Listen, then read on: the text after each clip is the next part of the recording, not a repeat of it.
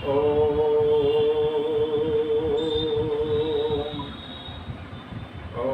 येन द्यौरुग्रा पृथिवी चेदृढा येन स्वस्ताभितां येन नाके यो अंतरिक्षे रजसो विमाने कस्मै देवाय विधि में।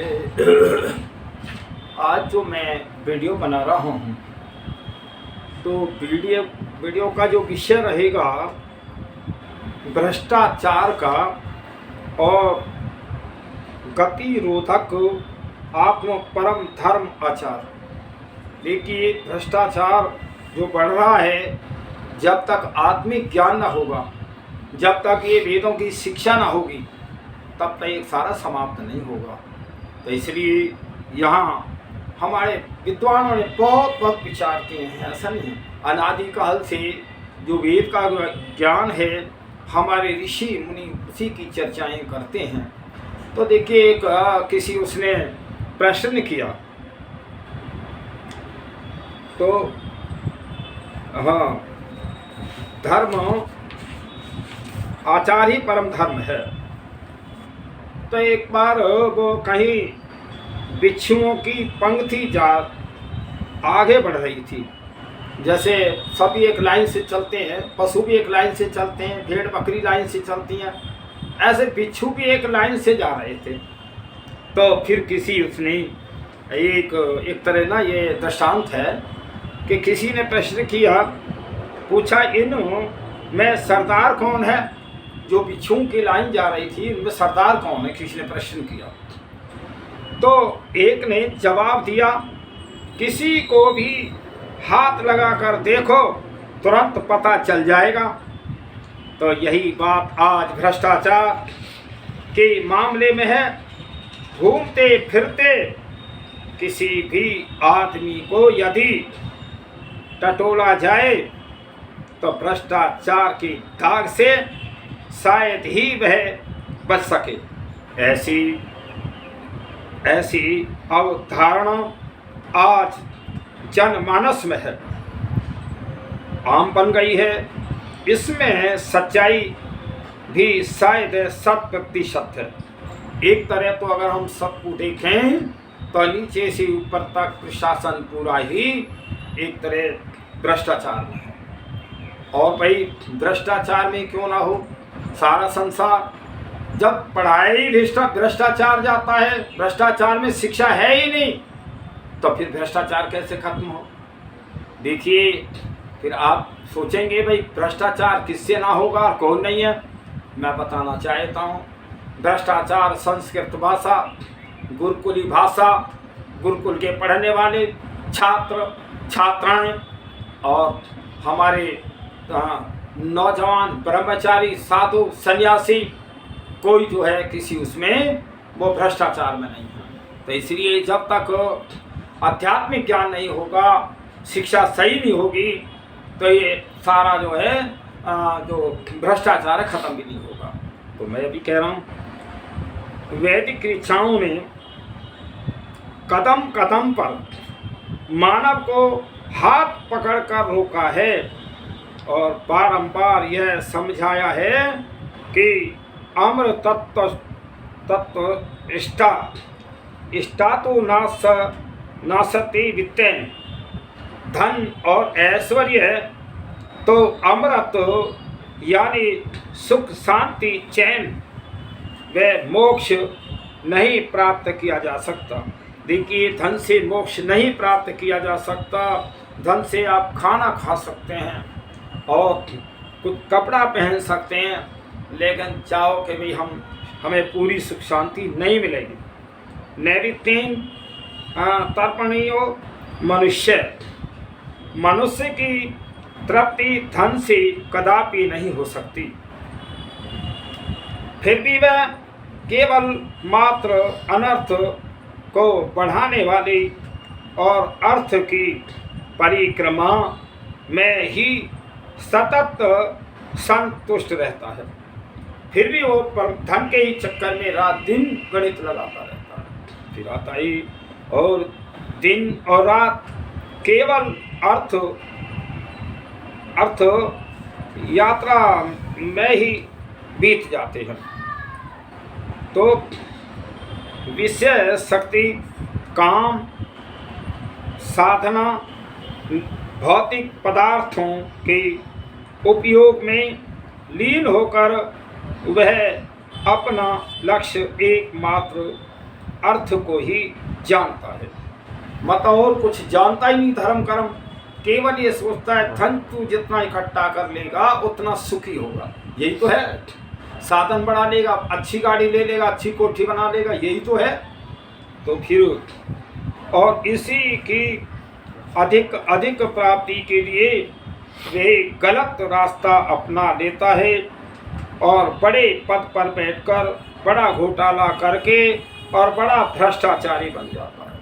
आज जो जितने भी पदों पे, उच्च पदों पे बैठे हैं, केवल ये देश को लूट रहे हैं। देश के लुटेरे ही समझो ही नहीं। आज राजनेता भी कम नहीं है, सारे राजनेता किसी ना किसी उससे देश को लूट रहे हैं। और क्या है इनका। और देखिए एक और बात है कि अगर ये धन लूट करके, धन इकट्ठा करके यहीं अगर रखें, यही फैक्ट्री वगैरह ज़्यादा लगाएं तो लोगों को लाभ भी हो। लेकिन इस धन को विदेशों में जमा करते हैं और विदेशों में जो बहुत धन मर भी जाता है। तो इसलिए कि कोई अगर हमें यहाँ झगड़ा हो गया, कहीं यहाँ किसी तरह ज़्यादा हो गया उग्रवाद, तो भाग जाएंगे हम तो विदेशों में। इन्होंने पहले ही व्यवस्था इन नेताओं ने कर रखी है, जनता कहीं भी जाओ तो ये व्यवस्था ऐसे ये कभी मानव जीवन सुखी नहीं रह सकता, न रहा है। तो देखिए वैदिक ऋचानी भ्रष्टाचार को रोकने का एक ही उपाय बताया है, आध्यात्मिक। अर्थात हम चिंतन करें, वेदों को पढ़ें, तब हम शांति में रह सकते हैं। धन से शांति नहीं आ सकती। अर्थात आत्मा, परमात्मा वे अपने जैसे और अन्य आत्माओं के बारे में चिंतन, मनन वे निध्यासन, खाने की 2 रोटी, रहने की 1 छप्पर, वे पहनने के लिए 2 जोड़ी कपड़े, यही तो किसी व्यक्ति की आवश्यकता होती है। कितना चाहिए हमें भाई? खाना चाहिए, कपड़े चाहिए और सर छुपाने के लिए एक झोंपड़ी हो। यही हमारे ऋषियों ने पहले एक आकलन किया। भाई जीवन के लिए कितना चाहिए? जीवन के लिए क्या चाहिए? 2 जोड़ी कपड़े बहुत हैं, दोनों समय का भोजन, और कोई अतिथि घर में आ जाए वो भी भूखा ना जाए, और सर छुपाने के लिए झोंपड़ी हो, छप्पर हो। इतना था। जब इसी स्थिति में विश्व के लोग रहते थे, भारत के ऋषि मुनि रहते थे, तो शांति होती थी। जब कोई उग्रवाद नहीं था उस समय तो ना कोई पुलिस थी, ना मिलिट्री थी, ना सीमाओं के विवाद थे, और ना कोई चोर था, ना शराबी था, और ना कोई मांसाहारी था। बड़े शांति का जीवन ये भारतवर्ष रहा। तभी तो इसको विश्व गुरु कहते हैं। यहाँ ऋषि मुनि, साधु, सन्यासी, योगी, तपस्वी भारत में ही हुए हैं। फिर मैं बताना चाहता हूँ, तो देखिए इस लक्ष्मण रेखा को लोभवश पार कर धन ऐश्वर्य का अंबार लगाकर उस पर कुंडली मारकर बैठने से कुछ नहीं मिल पाता। इसीलिए जरूरत के लायक अर्थ संग्रह करने के पश्चात और व्यर्थ के अनर्थ होने की पगडंडी पर नहीं चलना चाहिए। जो फिर भी और चलते हैं उन्हें वैदिक ऋचा और अथर्ववेद में लिखा है। अथर्ववेद हमें चेतावनी देता है और ये कहता है, अथर्ववेद का वो भावार्थ है, हम जो कुछ भी अच्छा बुरा करते हैं उसका परिणाम हमें अवश्य ही भोगना पड़ता है। देखिए एक ही ये संसार में आप देख लो, जो आप एक आत्मा हैं और चींटी, कुत्ता, गधा, हाथी सब में आत्मा है, तो फिर उनको जन्म क्यों मनुष्य का नहीं मिला? तुम्हें मनुष्य का जन्म क्यों मिला? देखिए तुम्हारे पूर्व जन्म में अच्छे कर्म थे, इसलिए परमात्मा ने तुम्हें मनुष्य का जन्म बनाया दिया। और उनके जो और पूर्व जन्मों में उन्होंने गलती की थी, उनको मनुष्य के जन्म तो रहे इन आत्माओं को, लेकिन इनमें गलतियां हुई तो परमात्मा ने इनको दंड के रूप में अन्य योनियों में जन्म दिया है। ये थोड़े दिन का जीवन है, चाहे किसी को परेशान करो, लूटो मारो ठगो, कुछ भी है, आगजनी करो, आत्महत्याएं करो, चाहे कुछ करो, लेकिन परमात्मा तो कण कण में व्यापक है। वो तुम्हारे कर्मों को देख रहा है, वो तुम्हें जान रहा है, तुम्हें क्षमा नहीं कर सकता बिल्कुल भी। तो इसलिए हमें उस परमात्मा को जान करके डर करके पाप नहीं करने चाहिए। तो देखिए, और सामाजिक जीवन में किसी राष्ट्र विशेष के कानून के तहत शायद हम अपने पाप आचरण भ्रष्टाचार से बच जाएं, परंतु प्रभु की और प्रभावी न्यायालय में बच निकलने की तनिक भी गुंजाइश नहीं है। यहाँ तो हम रोज छूट जाते हैं, रिश्वत दे के छूट जाएं और कहीं जेल खाने में छूट जाएं, जेल में ना जाएं, पुलिस से छूट जाएं, लेकिन अब परमात्मा के यहाँ से ये जीवात्मा छूट नहीं सकता, अवश्य ही वो दंड भोगेगा। तो देखिए, फल को पाने में और तो उसके परिणाम की और मुक्ति में कोई दूसरा व्यक्ति आधार यानी सहारा नहीं बना सकता। तो उस अच्छे बुरे कर्म के फल को पाने में और मित्र लोग भी हाथ नहीं बटा सकते। जो जिस परिवार के लिए तुम रात दिन गलत कार्य कर रहे हो, परिवार भी तुम्हें रोक नहीं, तुम्हें अधर्म से नहीं बचा सकता, ईश्वर के न्याय से ना तुम्हारे मित्र बचा सकते।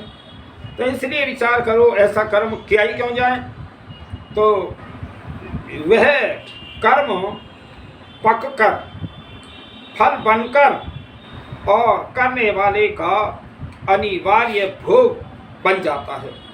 तो देखिए, वो कर्म ही तुम्हारा परिपक्व हो करके तुम्हें ही भोगेगा, फिर वो तुम्हें ही जो है उसका दंड देगा, ऐसा नहीं है। तो ऋचा के इस परम और सत्यमय संदेश को भुला देने के कारण ही आज मानव दानव बन गया है। संसार का कोई कानून उसे अनर्थ करने से नहीं रोक पा सकता, और कानून, दंड नीति तथा न्यायालय की भी प्रभावित कर देता है। तो देखिए, सबको जो कानून है, दंड नीति है, न्यायालय है, सबको प्रभावित कर देता है पैसे के बल पे। पाप आचरण की गज पर एक मात्र अंकुश तो ऋचा में प्रतिपादित अध्यात्म ही है। जो हमारा आध्यात्मिक ज्ञान है, वेद का ज्ञान है, वो ही आपका एक तरह रक्षक है। तो हमें जो है ईश्वर की प्रार्थना उपासना करनी चाहिए, उसके नियमों को पढ़ना चाहिए।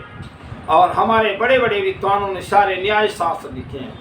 महर्षि मनु ने तो सारी मनुस्मृति ही न्याय शास्त्र है एक तरह। आप पढ़ते हैं, लेकिन उस मनुस्मृति अपने स्वार्थ के लिए और या मूर्ख बनाने के लिए मनुस्मृति कहीं जो दुनिया भर के दोष लगा दिए। अरे तुम महर्षि मनु से ज्ञानी कौन ज़्यादा हो सकते हो। जब ये संसार ऐसे ही चल रहा था और फिर धीरे धीरे और चोरी डकैती बढ़ने लगी, तो विश्व में के लोग बुद्धिमान इकट्ठे हुए सारे विश्व में। बोले भाई कोई अब ऐसी व्यवस्था बनाई जाए, कोई राजा बनाया जाए जिससे जो सारी व्यवस्थाएं जो है ये ठीक हों। तो उस समय सारे विश्व के बुद्धिमान लोग बैठे थे, बुद्धिमान लोगों ने विचार किया और वो राज्य के नियम बनाए और कैसा दंड विधान और क्या क्या होना चाहिए। मनुस्मृति को पढ़ो तो सही जरा। तो सबसे प्रथम राजा जो थे महर्षि मनु थे। मनुस्मृति पढ़ो तो सही, जितने तुम शासक वर्ग हो, जितने तुम राजा हो और ये प्रकृति का भोग कर रहे हो, राष्ट्र का भोग कर रहे हो, मनुस्मृति अवश्य पढ़ो। तो मैं बताना चाहता हूँ, तो देखिए परम धर्म आचार, आचार परम धर्म है। हमारा आचरण ही परम धर्म है। हम आचरण से गिर रहे हैं यार। इसी स्मृति में और आचार, आचरण, चरित्र को परम धर्म कहा गया है। हमारा आचरण, आचरण ही तो परम धर्म है। और है क्या? आचार का भव्य भवन विचारों की नींव पर खड़ा होता है। अतः धर्म का संचार, विचार एवं आचरण दोनों से सन्निहित है। तो चर धातु को और गत्तर तक इसी से आचार, विचार, चरित्र आदि शब्द बने हैं। चरित्र जीवन का सर्वस्व है और सभी के जीवन में परम धर्म यही है कि संचार युक्त यानी गतिशील जीवन के लिए और सभी आचार एवं विचार की या साधना करें। ये मनु महाराज कहते हैं। तो मनु महाराज कहते हैं आचारस्य च वर्जनात् मृत्यु विप्राण और जिघासति। आचार को छोड़ देने से मौत जीवन को लीन जाती है। मतलब हमारी मृत्यु भी जब हम आचरण नहीं करते सही आचार, तो मौत, मृत्यु भी जल्दी आ जाती है। क्योंकि हम गलत सलत काम करते हैं तो मृत्यु तो आएगी। तो देखिए फिर देने से, आचरण को छोड़ देने से के कारण का वर्ण अपने वाले लोग अज्ञानी वे नादान ही कहलाते हैं। जो आचरण का प्रयोग नहीं करते वे सारे नादानी हैं, अज्ञानी हैं। तो यहाँ कहता है अपने आचार विचार को संचार कर रखने वाले पुरुष वीर एवं धीर कहलाते हैं। भाई हमारा समग्र जीवन विचारों का ही परिणाम है। विचारों में वही शक्ति होती है। शुभ विचारों से व्यक्ति राम बनता है, अच्छे विचारों से राम बनता है। तो अशुभ विचारों का परिणाम रावण होता है। विचारों के तुच्छ एवं हीन होने से व्यक्ति आचरण से गिर जाता है। विचारों की सात्विकता से दुरात्मा भी महात्मा बन जाता है। अतः धर्म शास्त्रों में मन के विचारों को बहुत महत्व दिया गया है। विचारों की एक्सरे में भविष्य को देखा जा सकता है। अतः मन में सुविचारों को ही जन्म देना चाहिए। हमारे मन में विचार अच्छे ही आने चाहिए। सबसे पहले हम जब कर्म करते हैं तो कर्म करने से पहले हमारे आत्मा में विचार आते हैं। हम उसमें चिंतन करते हैं, हम ये लगाते हैं भाई इस काम के करने से मुझे इतना धन का लाभ होगा और हमारा ये नुकसान। लेकिन ये नहीं सोचते कि ये जो मैं कर्म कर रहा हूँ ये पाप है या धर्म है। जो पाप के कर्म हैं वे आत्मा का पतन करते हैं और जो धर्म कार्य उत्थान करते हैं मोक्ष को ले जाते हैं। इस पे तो वो ध्यान देता ही नहीं, जानता ही नहीं है, क्योंकि वो विषय पढ़ा ही नहीं है। तो इसलिए यहाँ महर्षि वाल्मीकि ने और 50 विशेषणों से युक्त चरित्रवान व्यक्ति के विषय में जब जानना चाहा तो नारद ने श्री राम की मर्यादा व चरित्र से और झलकते हुए जीवन की ओर इशारा किया। तो देखिए जब इन नारद मुनि सारे विश्व में घूमा करते थे और ऐसे ही नहीं थे, ये जितने हमारे पत्रकार संवाददाता हैं नारद मुनि हैं, वो नारद मुनि का ही काम करते हैं। और नारद मुनि ऐसे भी नहीं थे, नारद मुनि तो विमान में बैठ कर के सारे विश्व का भ्रमण करते थे। जब विश्व का भ्रमण करते तो एक बार वाल्मीकि ने पूछा कि हे नारद मुनि से कि आप सारे विश्व में भ्रमण करते हैं, अच्छा एक बात बताओ, आप सारे विश्व में भ्रमण करते हैं तो आज संसार में सबसे श्रेष्ठ है कौन? तो उन्होंने जब भाई वो घूमते और महर्षि वाल्मीकि ने प्रश्न किया तो उन्होंने कहा सबसे उत्तम आज संसार में श्री राम है। देखिए कितना उस व्यक्ति की कितनी महानता होगी श्री राम की। तो फिर उन्होंने वो उनके गुण गिनवाए, कैसे हम महान हैं, हम कैसे मान लें भाई।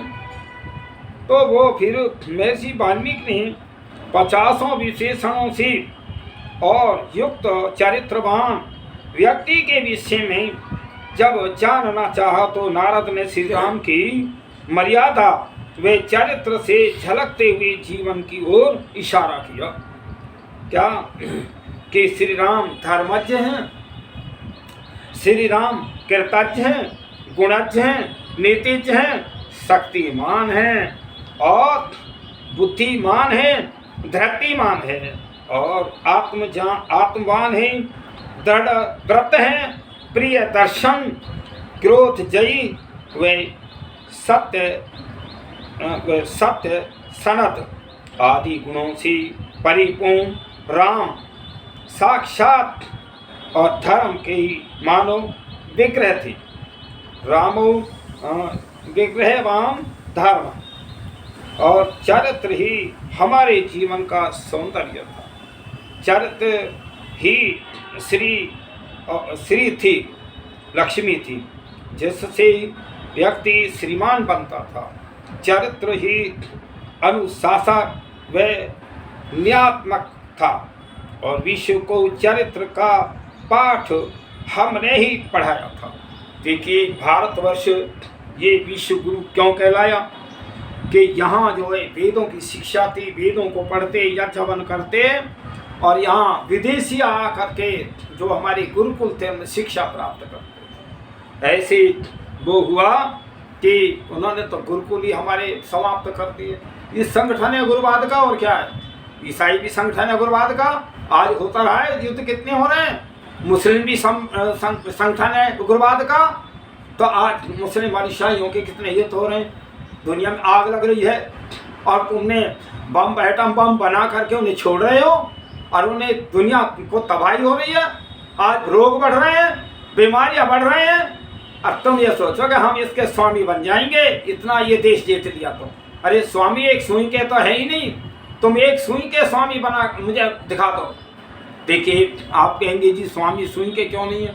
अच्छा एक बात तो, जब कोई दुनिया से जाता है शरीर छोड़ करके वो सुई तो लेके ही जाए ना साथ में। तो ये सारा जो जितना भी भूमंडल की तुम लड़ाई कर रहे हो, क्या इस भी जो तुम इसको लेके साथ जाओगे और साथ लेके जाओ तो पहले कहाँ थे, कहाँ से तुम्हारे जन्म थे इस संसार में और क्या लेके आए थे बताओ पहले। मैं बताना चाहता हूँ कि पहले और अब का दोनों फर्क बताता हूँ। पहले जब तुम आए थे पूर्वाध कर्म थे, उसके अनुसार तुम्हें मनुष्य का जीवन मिला, माता पिता धन संपत्ति मिली। और जब छोड़ के जाओगे तुम्हारे कर्म जाएंगे साथ में। जो तुमने गलत गलत कार्य किए हैं वो भोग योनियों में जन्म होगा, मनुष्य का तो जन्म ही नहीं मिलेगा।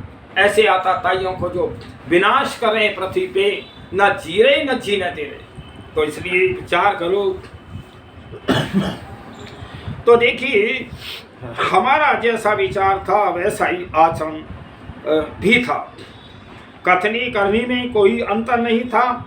चरित्र से भी हम राष्ट्र प्रकाशमान यानी विराट, सम्राट, परिव्राट कहलाते थे और चरित्र हमारी खेती ही थी।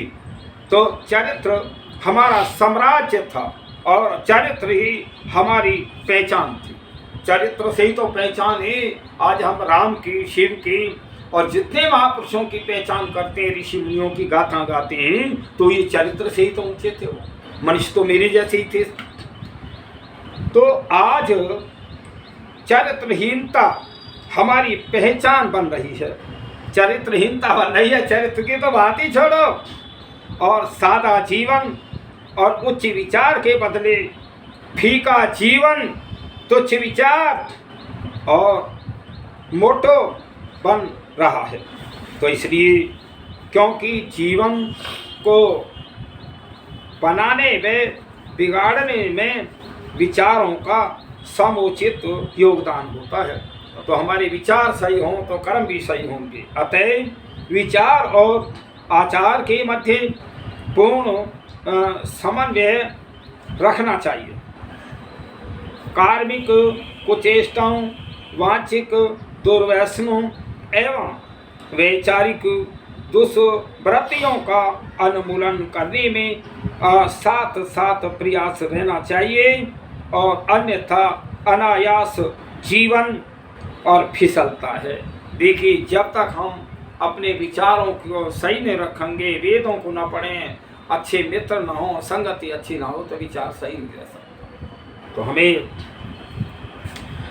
जिनको ज़्यादा खाने को मिलता है, अधिक फिसलते हैं, तो जिस फिसलन से बचने के लिए आचरण व विचारणा में तारतम्य अनिवार्य है, जिसकी कमी से बड़े बड़े और प्रवचनकर्ता स्वयं को बदल नहीं पाते। बड़े बड़े लोग भाषण देते हैं, बड़े बड़े साधु संत बड़े बड़े पिंडाल रखते हैं, चरित्र देखो तो गिरा हुआ है। क्या है? इसी का नाम मानव है क्या? नेता, कवि, साहित्यकार व धर्मगुरु संसार परिवर्तन के कार्य में संलग्न होकर स्वयं को संभाल नहीं पाते हैं।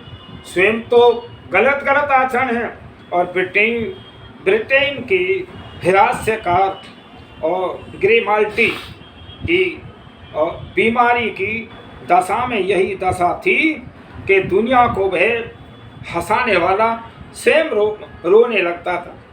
एक डॉक्टर ने उसे सलाह दी कि ग्रेमाल्टी पास रहेंगे तो देखिए, हमारा जैसा व्यवहार होगा वैसे हमारे विचार बनते हैं। अच्छे लोगों की ही संगति करनी चाहिए। तो हमें अगर दुख की ही बात करते रहेंगे तो दुखी आएंगे। तो ये संसार को सारयुक्त, रसयुक्त, पवित्र बनाना है तो चरित्र इत्र के समान है, जो अंदर बाहर व्यक्ति, समाज व संपूर्ण राष्ट्र को सुगंधित कर देता है।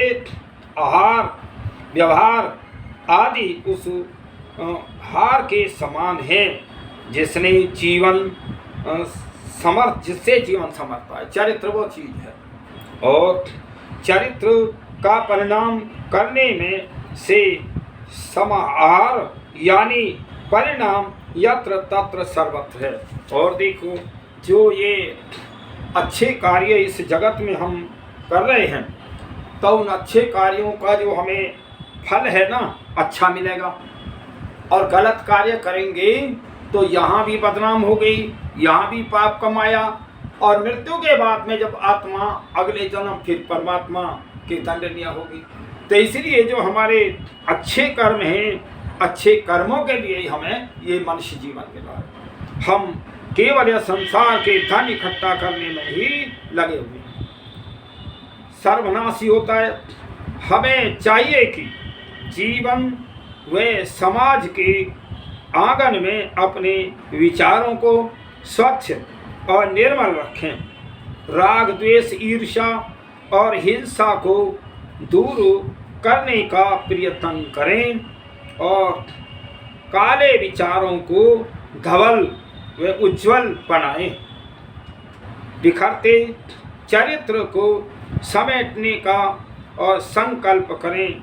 यही धर्म वो है, यही हमारा धर्म है, और इसी से सारे उसके अंदर शांति आएगी। तो इसलिए हमें अच्छे कर्म ही करनी चाहिए।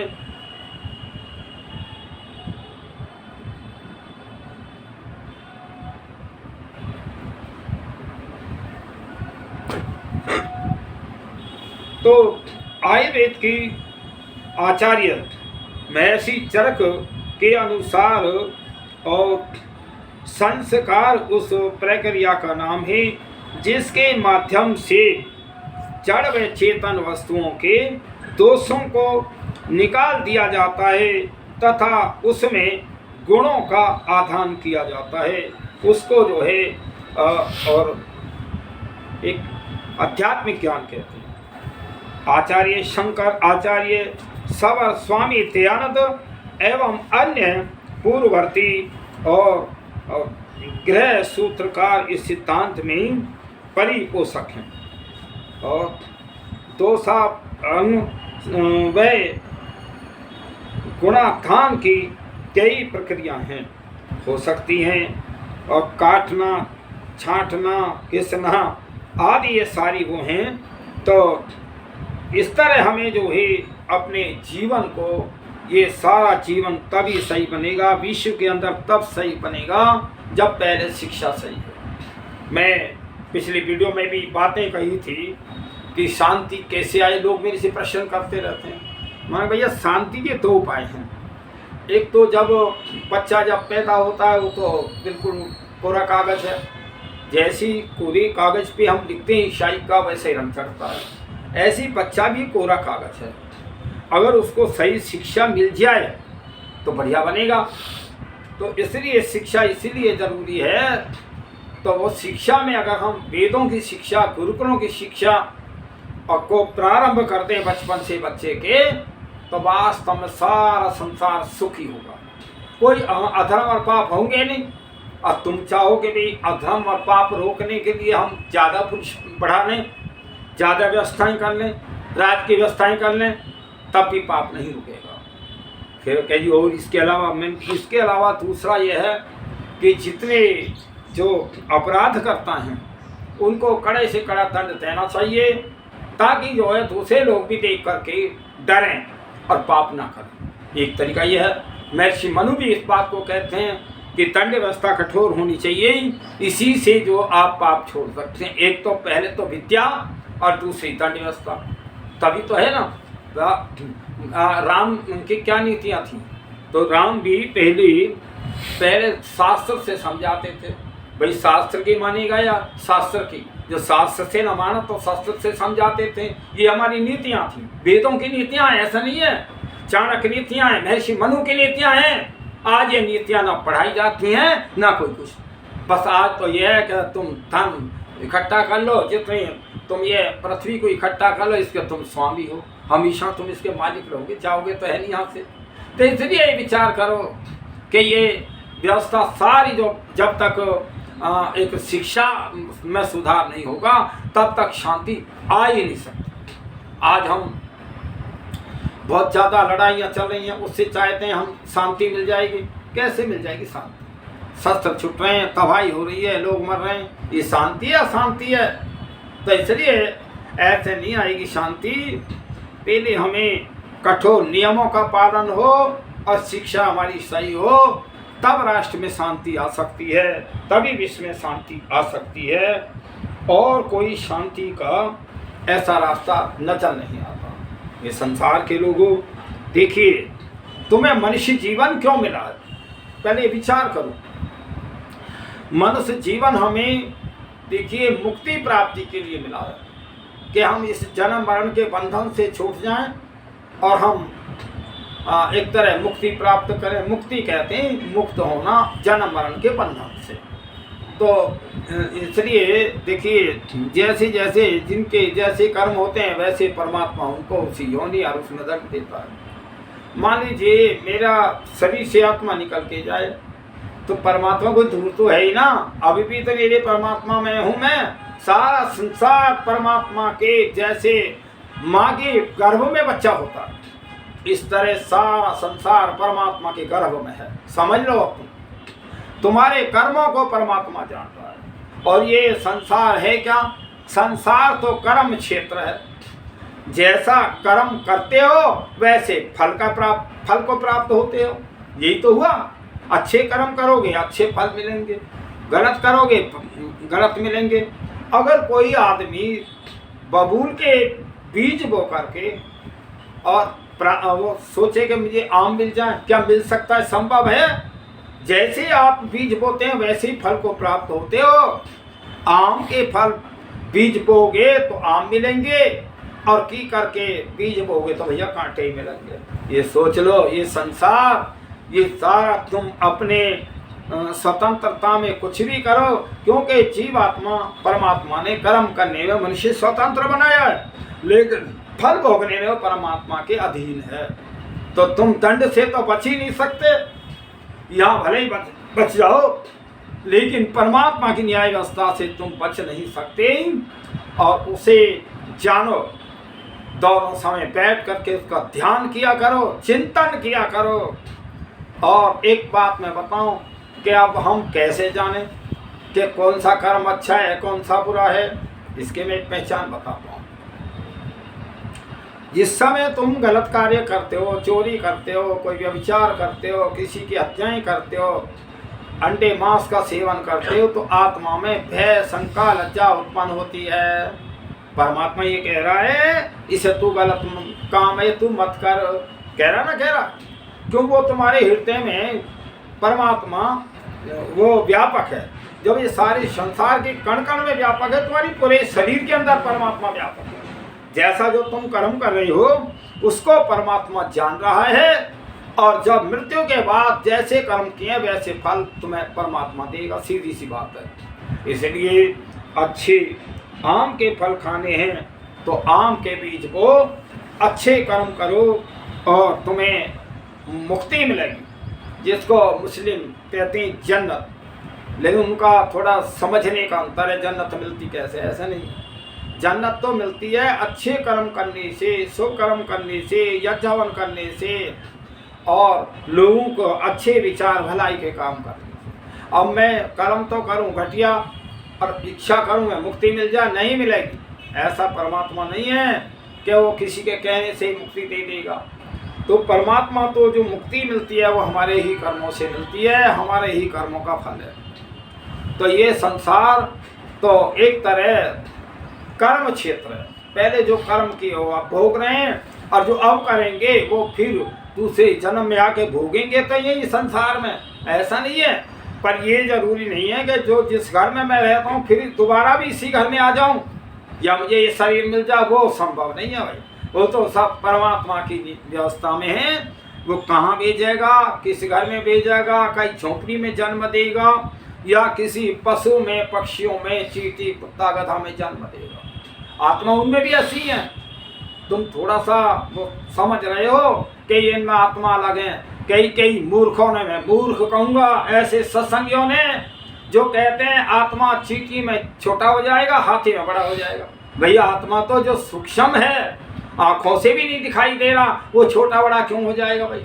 ये तो कर्म के अनुसार हाथी और चींटी का जन्म है। इसलिए विचार करो, ये सारा ज्ञान आपको वेदों से मिलेगा। आप वेदों को अवश्य पढ़ें, रामायण पढ़ें, महाभारत को पढ़ें। जिन्होंने जो कर्म किए हैं उनके अंतिम परिणाम क्या होंगे, और उसमें गीता को पढ़ें, बहुत सारे ऋषि दयानंद के ग्रंथों को पढ़ें। सिद्धार्थ प्रकाश इतना बढ़िया ग्रंथ है जिसमें प्रश्न और उत्तर के रूप में ऋषि ने बहुत अच्छा ज्ञान दिया है। बहुत अच्छा ऋषि ने, जो आज हम वेदों की चर्चाएं कर रहे हैं ना, ये ऋषि दयानंद की कृपा है। आज से 150 वर्ष पहले कि उन्होंने सारा जान करके सब मतांतरों पे विचार किया। इस संसार के लोगों, तुम भटक रहे हो। इस पूजा पाठ और जितना ईसाई, मुस्लिम और जितने भी मतांतर सारे जो है ये भटका रहे हैं, इनमें ज्ञान नहीं है। ये तो वैसे ही अंधी परंपरा में जा रहे हैं। वेद का ज्ञान तो केवल वेदों में है, जो परमात्मा की वाणी है। परमात्मा ने ज्ञान दिया ऋषियों की आत्मा में, उसको कहते हैं वेद। और वेद में एक भी शब्द बिल्कुल भी अशुद्ध नहीं है, एक भी गलतियां नहीं है वेद में, क्योंकि ईश्वर की व्यवस्था है, ईश्वर का ज्ञान। ईश्वर तो पूर्ण ज्ञानी है, मनुष्य ही अल्प ज्ञानी है। और मनुष्य में लोभ लालच रहता है, लेकिन परमात्मा तो हमारा सबका वो पिता है, सबने हमको भेजा है। और एक तरह तो सभी एक दृष्टांत आता है कि जब इस संसार में, जब इस संसार में 2 के योग से एक बच्चा हुआ, माता पिता के मिलने से एक बच्चा होता है, तो 2 से तो एक बना, और फिर वो भी 2 बने, 2 से एक बना। अगर हम पीछे लौटते हैं तो ये सारा संसार हम सब बहन भाई के रूप में हैं। तो इसलिए सब हमारा पिता एक ही है, एक ही हमारी माता है और एक ही हमारा जो सारा वो ये संसार है हमें जीवन यापन के लिए परमात्मा ने दिया है, और उसमें जो रहने का सही विधि विधान है वो वेद है। अगर वेद हमारी शिक्षा में लागू हो जाएं तो सारे अधर्म और पाप छूट जाएं। तो इसलिए भाई तुम अपना आत्म कल्याण चाहते हो तो वेदों को अवश्य पढ़ो, वेद में ही ज्ञान मिलेगा। और वेद जो है ईश्वरीय ज्ञान है और जो ऋषियों की आत्मा में दिया परमात्मा ने, और तो ये वेद का ज्ञान ही सर्वोपरि है। मैं अगले वीडियो बनाऊंगा कि ये संसार कब से बना, कब तक रहेगा, ये सारा बताऊंगा मैं कि ये हम कैसे जाने। इतने दिन से ना कोई कागज़ पे लेख है, ना कोई मनुष्य है, ना कोई कुछ है, तो हम कैसे विश्वास करें। तो मेरी सारी प्रमाण सहित जो हमारे ये युग है ना, सतयुग, द्वापर, त्रेता और कलयुग, इनमें जो है इनकी समय की गणना है। तो इनकी समय की गणना के आधार पे हमारे जो आर्य लोग हैं, ऋषि मुनि हैं, अनादिकाल से उस गणना को लिखते आए हैं। तो इसलिए उससे पता लगता है। तो मैं अगली जो वीडियो बनेगी वो सृष्टि की उत्पत्ति पे बनेगी, वेदों की उत्पत्ति कब हुई, और एक बात हो रहा है ना, और रहेगी कब तक। देखिए कितने कमाल की बात है। देखिए आप एक वो लाते हैं गाड़ी खरीद के, गाड़ी की गारंटी होती है 2 लाख किलोमीटर और गाड़ी चलती है। अगर यूँ कहते हैं ना कंपनी वाले भाई मेरी कोई गारंटी ना, तो आप गाड़ी को खरीदेगा कौन। इसीलिए जब परम पिता परमात्मा ने ये सृष्टि की रचना की, संसार बनाया, तो इसकी अवधि भी बताई है परमात्मा ने वेदों में। 4 अरब 32 करोड़ वर्ष के लिए ये सृष्टि बनाई थी परमात्मा ने। 1 अरब 96 करोड़ 8,53,126 वर्ष इस दुनिया को बने हो गए। 2 अरब लगभग 35-40 करोड़ अभी समय बाकी है। तो ये दुनिया को भाई जियो, और जीने तो इन शस्त्रों को चला करके रात दिन इन्हीं की फैक्ट्रियां चल रही हैं। बड़ी कमाल की बात है। तो तुमसे ये सृष्टि की प्रलय हो ना, देश तो मर सकते हैं, जो बम्बों को छोड़ करके प्रलय नहीं होगी। प्रलय में तभी 2 अरब वर्ष से भी ज़्यादा समय है। इसलिए विचार करो, चिंतन करो, उस परमात्मा की न्याय व्यवस्था को मत बिगाड़ो और उसमें उसके अधीन रहो, उसके नियमों का पालन करो। तुमने ये दुनिया बनाई थोड़ी है, और जब बनाई नहीं है तो तुम्हें बिगाड़ने का क्या अधिकार है। ये संसार के लोगों सोचो और विचार करो भाई, जियो और जीने दो। सब हम जो संसार के जितने भी प्राणी हैं, हम मनुष्य हैं, सब हम बहन भाई हैं, सब भाई भाई हैं। हम भाई भाई सब प्रेम करो, हम द्वेष न करें। उस परम पिता परमात्मा ने हमको जन्म दिया है, उसे याद करें। हम सभी का पिता वही है, वही हमारी माता है, और तुम उसको भूल करके इस संसार का नुकसान मत करो। तुम इसको प्रलय की तरफ मत ले जाओ और इसमें शांति की तरफ ले जाओ। तुम इसको बना तो सकते नहीं, और बिगाड़ने के लिए बहुत रात दिन यत्न हो रहे हैं। क्या तुम्हें अधिकार है कि ये सृष्टि तुमने बनाई है? तो इसलिए विचार करो, तुम्हें बिगाड़ने का भी अधिकार नहीं है।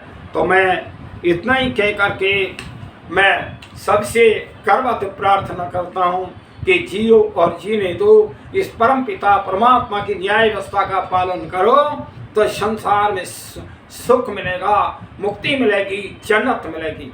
और मैं परम पिता परमात्मा से सुबह में संध्या में भी प्रार्थना कर रहा था, हे प्रभु आप कण कण में व्यापक हैं। कितना सुंदर संसार आपने बनाया था, और आज ये मानव ने संसार बिगाड़ दिया। यहाँ रहना मुश्किल हो रहा है, सारा वायु जहर उगल रही है और जल दूषित कर दिया। हे प्रभु आप इनको सबको सद्बुद्धि दो कि जिससे ये प्राचीन स्थिति में आए। ये दुनिया जो आपने जब बनाई थी वैसे उसमें विचारधारा में लौटें, या ऋषि मुनि आए जिससे इस संसार में सुख शांति हो। हे प्रभु मैं आपसे भी प्रार्थना कर रहा हूँ, हे प्रभु आप मेरी प्रार्थना स्वीकार करो, स्वीकार करो, स्वीकार करो। ओम सम।